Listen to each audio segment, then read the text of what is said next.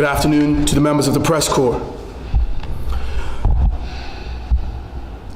In a few short weeks since after the general election, we have seen evidence of the importance of continuing our work to provide a safe community to all who live and work in Bermuda. Violence and antisocial behavior must be addressed. Strong enforcement is a part of the solution, but we must also address the root causes of violence and ongoing gang activities. Solutions to these problems demand a cohesive approach in education, in our homes and in our families, by our churches, and in every institution playing a part in Bermudian life.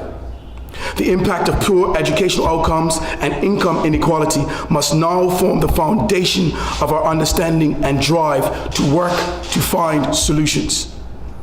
In the short time since my appointment as the Minister of National Security, I have taken the opportunity to listen and to understand what systems and processes exist to deal with the varied effects of violence in our community.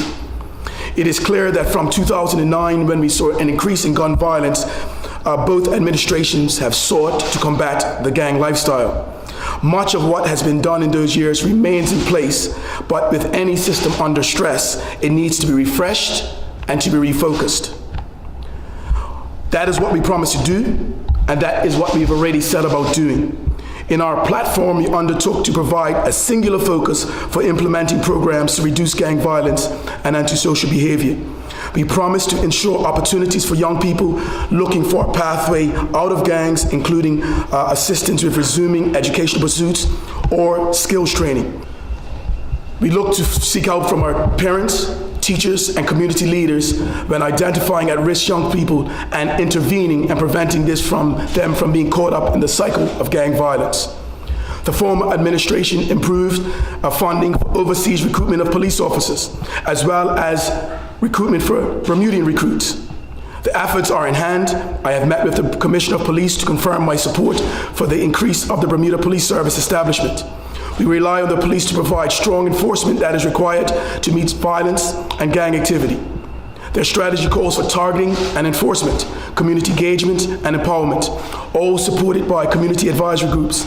I endorse the strategy, and whilst operational matters are that of the police commissioner, I am determined to add this ministry's leadership in galvanizing the community as we all play our part. Our work in this area has already begun. We have formed a structure around the program development, project management, case management, emergency response to incidents. This structure will include a violence reduction coordinator as promised as a part of our first 100-day platform. My aim is to issue a community call to action. Understand that our national economic success will not yield a return if we cannot enjoy that success in safety. Again, our national economic success will yield no return if we cannot enjoy that success in safety. Violence in this community is founded in systematic inequality, and the solution will be found in an all-in community approach. In the coming weeks, our ministry will be organizing a structured approach to outreach to members of the clergy and other members of the faith community. These men and women are this community's moral voices, and it is our intention to expand the reach of these ministries and the authority to empower the congregations and the community that they serve on to help us stem this multi-generational trauma and the violence that it causes. Education and employment will be at the forefront of our efforts. With the support of my colleague, the Minister of Education, we will ensure the earliest possible intervention and provisions of services to students at risk. We must address at-risk young people at primary and middle school. Parents must confront these issues and support our teachers. The help is available, and it is our task to make sure that parents and teachers know how to access the services they require. Employment and the ability to earn a living wage remains at the heart of the solution to the historic inequality that has bred the violence that we now see manifested in gang activity. As we set about building an economy that works for everyone, I will be meeting with a broad cross-section of employers to urge them to provide opportunities for men and women whose skills match their employee needs, and where they may not, to commit to providing opportunities through training. Where the people are willing to work, we must do everything that we can to help them earn a living wage that mitigates the alternative choice of illegal activity. The former Interagency Gang Task Force will be reactivated. It will meet regularly to share information and to serve as one of the key entities in providing support to the efforts of the police, and those community partners are already engaged in supporting the families affected by trauma and violence and gang activity. The Premier and my cabinet colleagues have expressed their full support for these initiatives, and as a government, we know every ministry, every department, every authority, every Quango will be vital in helping us make a Bermuda that is safer for all. Although this is the early days in this administration, the tone has been set for how critical the tackle of violence is in this community. We risk losing a whole generation if we fail. As you can see, we have, through a number of different mediums, we are inviting members of our community to be involved.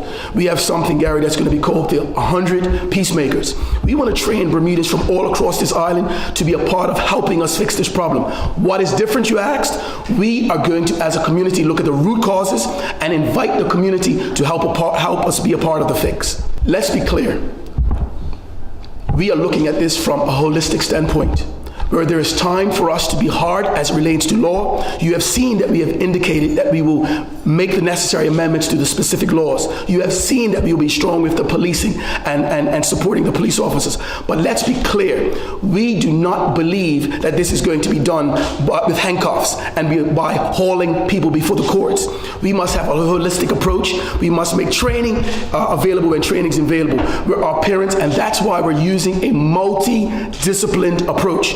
We have people in the social services that will be getting to the root, to the genesis of these causes and making recommendations so we can look at what's going on in the family structure and then give them an opportunity to be healed, to be made whole, to allow them to find their opportunity, to find their place in the society.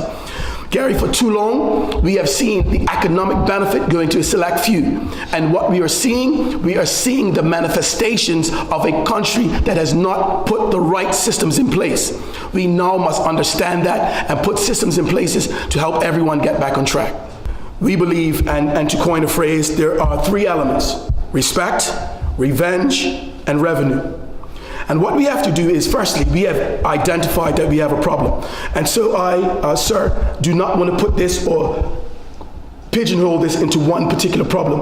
I'll go back to the genesis of what we said. We're using a multi-disciplinary approach. For us to pinpoint any specific element, it is to narrow our focus. We have an interdisciplinary approach, and we're going to be looking at this from a multi-pronged segment of fixing the problem, sir. We believe that a part of gang activity centers around illegal activity. The police officers in this community are charged with intelligence, investigating, arresting, and doing the same. I am also saying that at the same point, we have to look at the reasons why people are selling drugs. And in the past, we have not addressed that. And I am saying to take one in isolation is to do what we're trying to do a disservice, because it is literally putting a Band-Aid over cancer.